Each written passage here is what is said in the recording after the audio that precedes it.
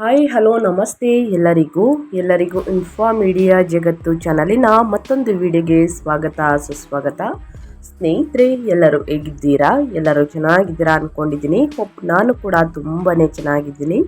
ಎಲ್ಲರೂ ಚೆನ್ನಾಗಿದ್ದೀರಾ ಅಂದ್ಕೊಂಡು ಭಾವಿಸ್ಕೊಂಡು ಇವತ್ತಿನ ಒಂದು ವಿಡಿಯೋನ ಶುರು ಮಾಡಿಬಿಡೋಣ. ಇವತ್ತಿನ ಒಂದು ವಿಡಿಯೋದಲ್ಲಿ ಮೇಷರಾಶಿಯವರಿಗೆ ಜುಲೈ ತಿಂಗಳಲ್ಲಿ ಏನೆಲ್ಲ ಬದಲಾವಣೆಯನ್ನು ನೋಡಲಿದ್ದೀರಿ, ಯಾವುದರ ಬಗ್ಗೆ ಮೇಷರಾಶಿಯವರು ಎಚ್ಚರಿಕೆ ವಹಿಸಬೇಕು, ಅದು ನಿಮ್ಮ ವ್ಯಾಪಾರದಲ್ಲಿ, ವ್ಯವಹಾರದಲ್ಲಿ, ಹಣಕಾಸಿನಲ್ಲಿ, ವೃತ್ತಿ ಜೀವನದಲ್ಲಿ, ಉದ್ಯೋಗದಲ್ಲಿ ಏನೆಲ್ಲ ಬದಲಾವಣೆಯನ್ನು ಗ್ರಹಗಳು ಸೂಚಿಸಲಿದೆ, ಯಾವುದರ ಬಗ್ಗೆ ಮುನ್ನೆಚ್ಚರಿಕೆಗಳನ್ನು ತೆಗೆದುಕೊಳ್ಬೇಕು ಅನ್ನೋದನ್ನ ಕಂಪ್ಲೀಟ್ ಆಗಿ ಮೇಷರಾಶಿಯವರಿಗೆ ಇದೇ ವಿಡಿಯೋದಲ್ಲಿ ತಿಳಿಸ್ಕೊಡ್ತಾ ಹೋಗ್ತೀನಿ. ಇದನ್ನೆಲ್ಲ ಕಂಪ್ಲೀಟ್ ಆಗಿ ಮೇಷರಾಶಿಯವರು ತಿಳ್ಕೊಬೇಕು ಅಂದರೆ ಎಲ್ಲೂ ಕೂಡ ವಿಡಿಯೋನ ಸ್ಕಿಪ್ ಮಾಡಬಾರ್ದು. ಅಂದರೆ ವಿಡಿಯೋನ ಕಟ್ ಮಾಡಿ ಓಡಿಸ್ಕೊಂಡೋಗಿ ನೋಡ್ತೀನಿ ಅಂದರೆ ಫುಲ್ ಇನ್ಫಾರ್ಮೇಷನ್ ಅರ್ಥ ಆಗಲ್ಲ. ಸೊ ಹಾಗಾಗಿ ಎಲ್ಲ ವಿಡಿಯೋದಲ್ಲೂ ತಿಳಿಸ್ತಾ ಇರ್ತೀನಿ. ಮೊದಲಿಂದ ಕೊನೆ ತನಕ ಸಂಪೂರ್ಣವಾಗಿ ವಿಡಿಯೋವನ್ನು ವಾಚ್ ಮಾಡಿ. ವಿಡಿಯೋದಲ್ಲಿ ಒಳ್ಳೆಯ ಮಾಹಿತಿ ಸಿಕ್ಕಿದ್ದಲ್ಲಿ ದಯವಿಟ್ಟು ವಿಡಿಯೋಗೆ ಲೈಕ್ ಮಾಡೋದನ್ನ ಮರೆತಿದ್ದೀರಾ, ಲೈಕ್ ಮಾಡಿ. ಇನ್ನೂ ನನ್ನ ಚಾನಲ್ನ ಸಬ್ಸ್ಕ್ರೈಬ್ ಮಾಡ್ಕೊಂಡಿಲ್ಲ ಅಂದರೆ ಇನ್ಫಾ ಮೀಡಿಯಾಗೆ ಸಬ್ಸ್ಕ್ರೈಬ್ ಆಗಿ ನಿಮ್ಮ ಅಭಿಪ್ರಾಯಗಳನ್ನು ಕಮೆಂಟ್ ಬಾಕ್ಸಲ್ಲಿ ತಿಳಿಸ್ಬೋದು. ಯಾರೆಲ್ಲ ಸಬ್ಸ್ಕ್ರೈಬ್ ಮಾಡಿಕೊಂಡು ಪ್ರತಿನಿತ್ಯ ವಿಡಿಯೋ ವಾಚ್ ಮಾಡ್ತಿದ್ದೀರಾ ಅಂಥವರಿಗೆ ಥ್ಯಾಂಕ್ ಯು ಸೋ ಮಚ್ ಅಂತ ಹೇಳ್ತಾ ವಿಡಿಯೋದ ಕಡೆ ಗಮನ ಕೊಟ್ಬಿಡೋಣ. ಮೇಷರಾಶಿಯವರಿಗೆ 2026 ವಾರ್ಷಿಕ ಭವಿಷ್ಯದ ಪ್ರಕಾರ ಈ ವರ್ಷವು ನಿಮಗೆ ಹೊಸ ಅವಕಾಶಗಳು ಮತ್ತು ಸವಾಲುಗಳನ್ನು ತರಲಿದೆ. ವೃತ್ತಿ ಜೀವನದಲ್ಲಿ ಪ್ರಗತಿ, ಸ್ವಂತ ಮನೆ ಅಥವಾ ವಾಹನ ಯೋಗಗಳು ಕೂಡಿ ಬಂದಿದ್ದು, ವರ್ಷದ ದ್ವಿತೀಯಾರ್ಧದಲ್ಲಿ ಶನಿ ಗೋಚರದ ಪ್ರಭಾವದಿಂದಾಗಿ 7ನೇ ಶನಿ ಕೋಪ ಮತ್ತು ಆರ್ಥಿಕ ಖರ್ಚುಗಳ ಮೇಲೆ ನಿಯಂತ್ರಣವಿಟ್ಟುಕೊಳ್ಳುವುದು ಅತ್ಯಗತ್ಯವಾಗಿರುತ್ತದೆ ಅಂತಲೇ ಹೇಳ್ಬೋದು. ಹಾಗಿದ್ರೆ ಮೇಷರಾಶಿಯವರಿಗೆ ಸ್ನೇಹಿತರೆ, ಜುಲೈ 2026 ಏನೆಲ್ಲ ಬದಲಾವಣೆಯನ್ನು ಗ್ರಹಗಳು ಸೂಚಿಸಲಿದೆ, ಯಾವುದರ ಬಗ್ಗೆ ಮುನ್ನೆಚ್ಚರಿಕೆಗಳನ್ನು ತೆಗೆದುಕೊಳ್ಬೇಕು, ಈ ತಿಂಗಳು ಮೇಷರಾಶಿಯವರ ಮಾಸಿಕ ರಾಶಿ ಫಲಗಳು ಹೇಗಿರಲಿದೆ ಅನ್ನೋದನ್ನ ನೋಡ್ತಾ ಹೋಗೋಣ.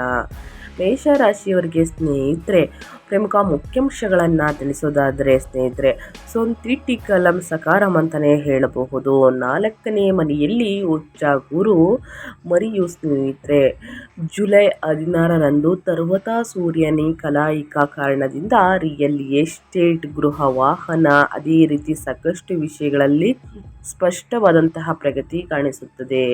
ಅದೇ ರೀತಿ ಮಾತಿನಲ್ಲಿ ಬಹಳಷ್ಟು ಎಚ್ಚರಿಕೆ ವಹಿಸಬೇಕಾಗುತ್ತದೆ. ಧನಸ್ಥಾನದಲ್ಲಿ ಸ್ನೇಹಿತರೆ ಕುಜನ ಗೋಚರ ಇರುವ ಕಾರಣ ಸ್ನೇಹಿತರೆ ಸಾಕಷ್ಟು ನಿಮ್ಮ ಮಾತುಗಳಲ್ಲಿ ಕಠಿಣತೆ ಕಾಣಿಸ್ಕೊಳ್ಬಹುದು. ನಿಮ್ಮ ಕೋಪವನ್ನು ನಿಮ್ಮ ಶತ್ರುಗಳ ಮೇಲೆ ಸ್ನೇಹಿತರೆ ತೋರಿಸೋದು ಬಿಟ್ಟು ಮೌನವೇ ಈ ತಿಂಗಳು ನಿಮಗೆ ರಕ್ಷಾ ಕವಚ ಅಂತಲೇ ಹೇಳಬಹುದು.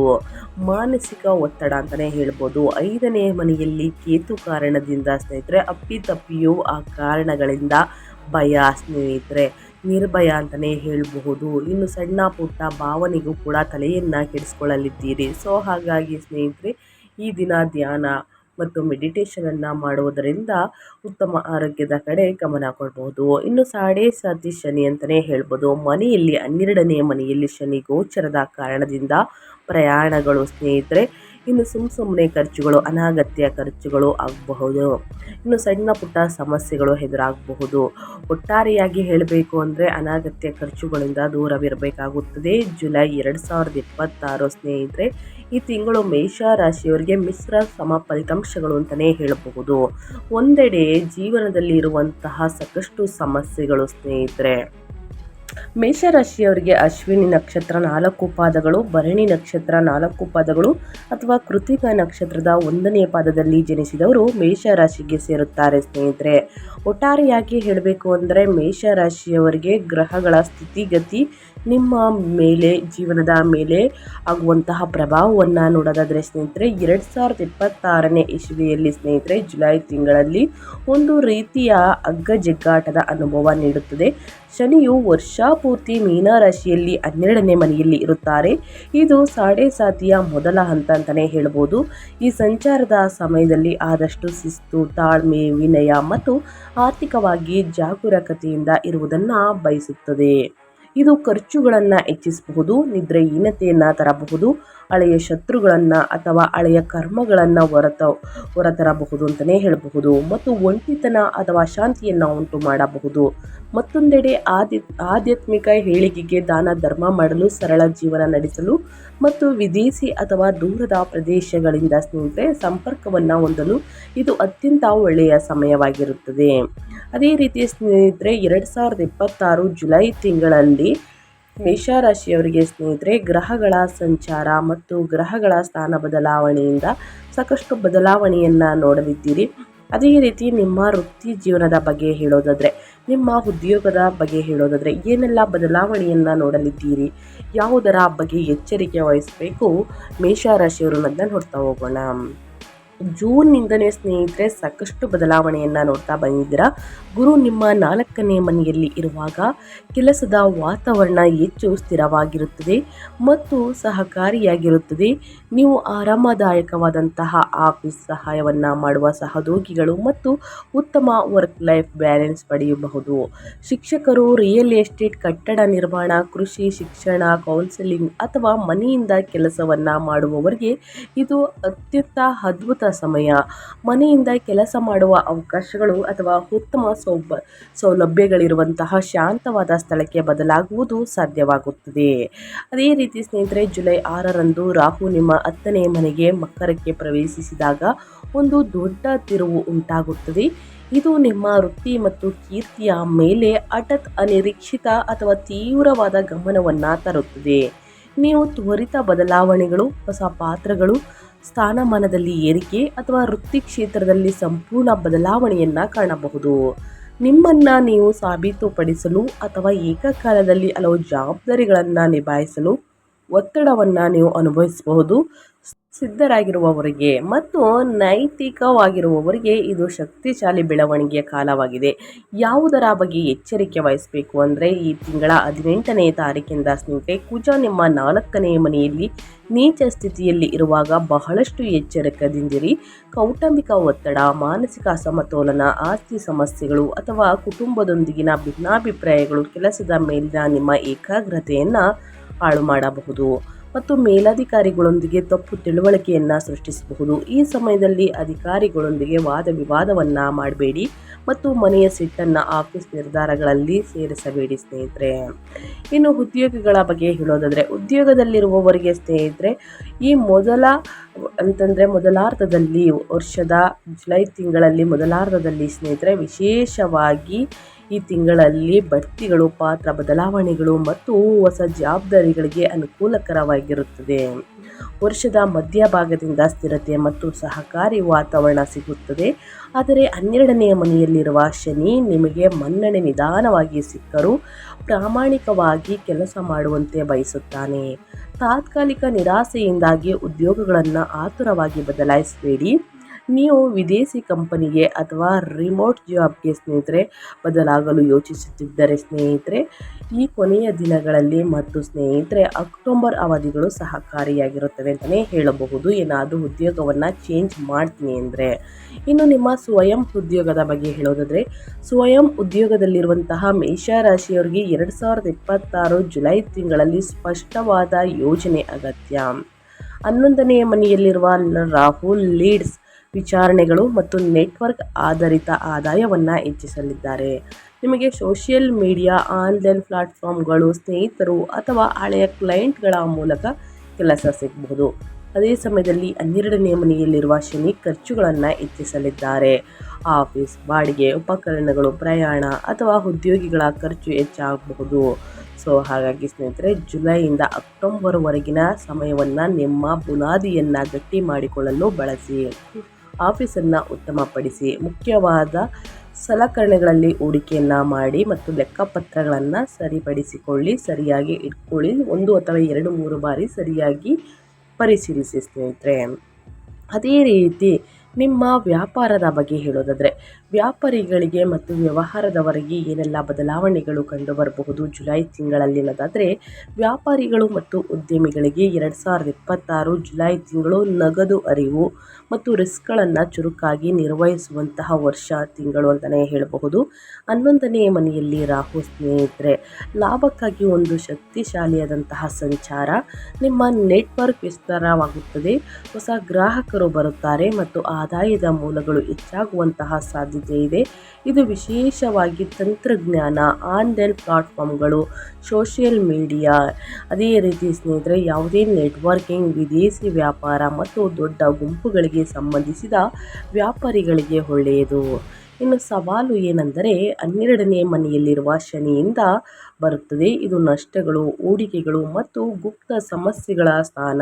ನಿಮಗೆ ಹಣ ಬರುತ್ತದೆ ರಾಹುವಿನಿಂದ, ಆದರೆ ಶನಿ ಅದನ್ನು ಜಾಗರೂಕತೆಯಿಂದ ಖರ್ಚು ಮಾಡಲು ಬಯಸುತ್ತಾರೆ. ಇದು ಸಕಾರಾತ್ಮಕವಾಗಿರಬಹುದು, ಆದರೆ ಹೊಸ ಮೂಲಸೌಕರ್ಯ, ವಿದೇಶಿ ವಿಸ್ತರಣೆ ಅಥವಾ ದೀರ್ಘಕಾಲೀನ ಆಸ್ತಿಗಳಲ್ಲಿ ಹೂಡಿಕೆ ಮಾಡುವುದು ಸ್ನೇಹಿತರೆ ಅಥವಾ ನಕಾರಾತ್ಮಕತೆಯಾಗಿರಬಹುದು. ಅಂದರೆ ಅನಿರೀಕ್ಷಿತ ನಷ್ಟಗಳು, ವಿಳಂಬಗಳು ಸ್ನೇಹಿತರೆ ಬರಬಹುದು.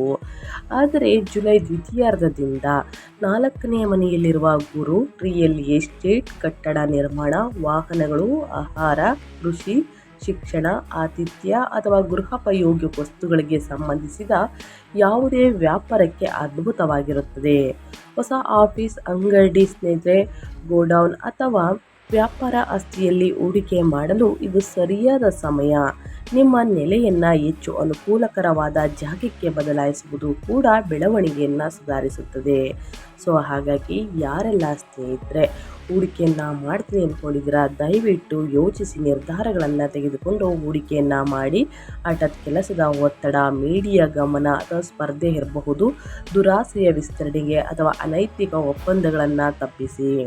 ನೀವು ಶನಿ ಬಯಸುವಂತಹ ಶಿಸ್ತನ್ನು ಗೌರವಿಸಿದರೆ ಈ ಸಂಯೋಜನೆಯು ಮುಂದಿನ ವರ್ಷಗಳ ತನಕ ಸ್ನೇಹಿತರೆ ನಿಮ್ಮ ವ್ಯಾಪಾರವನ್ನು ಹೊಸ ಮಟ್ಟಕ್ಕೆ ಕೊಂಡೊಯ್ಯಲಿದೆ ಅಂತಲೇ ಹೇಳಬಹುದು. ಇನ್ನು ಅದೇ ರೀತಿ ನಿಮ್ಮ ಹಣಕಾಸಿನ ಸ್ಥಿತಿ ಹೇಗಿರಲಿದೆ ಈ ತಿಂಗಳು, ಯಾವುದರ ಬಗ್ಗೆ ಮುನ್ನೆಚ್ಚರಿಕೆಗಳನ್ನು ತೆಗೆದುಕೊಳ್ಬೇಕು ಮೇಷರಾಶಿಯವರನ್ನ ನೋಡೋದಾದರೆ 2026ರಲ್ಲಿ ನಿಮ್ಮ ಆರ್ಥಿಕ ಜೀವನವು 2 ಬಲವಾದಂತಹ ಮತ್ತು ವಿರುದ್ಧ ಶಕ್ತಿಗಳ ಕಥೆಯಾಗಿದೆ.